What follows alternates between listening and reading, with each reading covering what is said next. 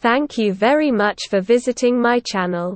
If not difficult, like and subscribe to my channel to always be aware of events.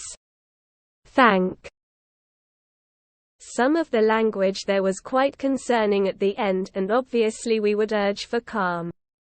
The Chichester MP also said, "It's something that we should take very seriously because, we're not in control." I'm not sure he's in control either really. I mean, this is obviously an escalation and, of course, for the Russian people now they will be conscripted into this war. Putin also announced the partial mobilization of his military reserves today and referendums in occupied areas of Ukraine to make them part of Russia itself. Western leaders, who are gathered at a UN summit in New York, have already said they will not recognize the results the referendums. And Ukraine has vowed that it will continue fighting to liberate its occupied territories. Keegan added, "These are Putin's lies and he's continuing to completely misrepresent what's happened in Ukraine. It's an illegal war in Ukraine. It's Russia's illegal war in Ukraine. Of course, we will still stand by Ukraine, as will all of our NATO allies. The people of Ukraine, it's the same message. We're there, we're by your side. We will help us as much as we possibly can." She stressed that the UK will absolutely continue to support Ukraine, a message that will be conveyed by Liz Truss at a UN summit in New York. The Prime Minister will pledge that the UK will next year match or exceed the £2.3 billion in military aid to Ukraine given in 2022. Defense Secretary Ben Wallace said Putin's actions were an admission that his plan was failing.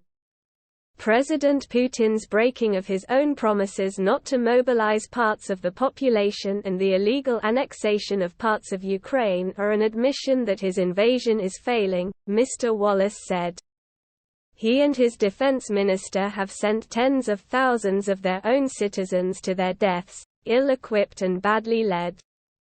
No amount of threats and propaganda can hide the fact that Ukraine is winning this war. The international community are united and Russia is becoming a global pariah. Melinda Simmons, Britain's ambassador to Ukraine, wrote on Twitter, "Watched Putin's speech.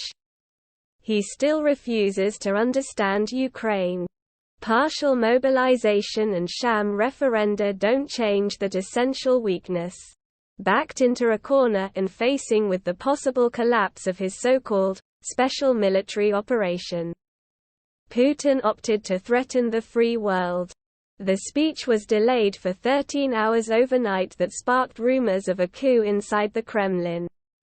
But the Russian leader finally appeared in the early hours of Wednesday, very much alive and in charge, to deliver his message. The speech was typically Putin. In it, he attempted to rewrite history to paint the West and NATO as the aggressor, saying they had pushed Ukraine into a war with Russia. Despite ordering an invasion of the country himself just 7 months ago. Russia, he argued, had no choice but to launch a preemptive war to protect the people of Ukraine, despite plentiful evidence of Russian massacres of civilians, torture, indiscriminate shelling and other atrocities on the battlefield. Moscow's aim, he insisted, remains the full liberation of the Donbass region and its people who he said had been made into hostages of the Kyiv regime. In order to ensure victory, he announced that Russia's military reserves and veterans will start being conscripted into the army from today.